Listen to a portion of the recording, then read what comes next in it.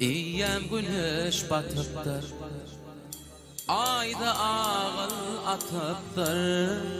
Qara golca serdarım, tüycü uha batıptır. Günler aylara bakar, aylar yıllara bakar.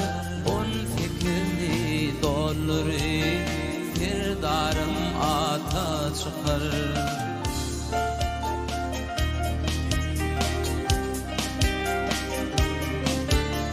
Cahilin yaşına ışık kaynar düşünü. Obamıdın gıyıkları feni verir düşünü. Yarın gelir yanına, elin gelir eydarına. Sen bana al bakarsın, köp bakarsın yarına. Sen bana al bakarsın, köp bakarsın yarına.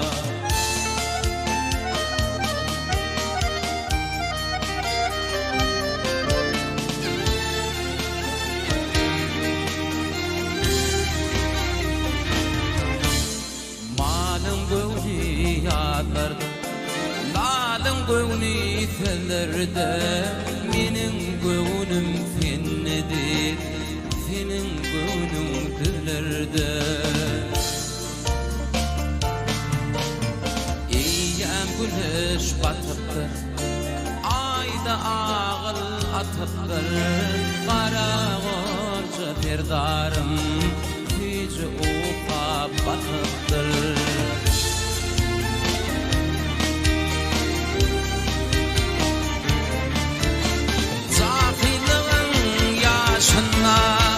Aşık kaynar düşünü. Obamıdın gıyıkları feni verir düşünü. Yarın gelir yanına, elin gelir eydarına. Sen bana al bakarsın, köp bakarsın yarına. Sen bana al bakarsın, köp bakarsın yarına. Bana al bakarsın,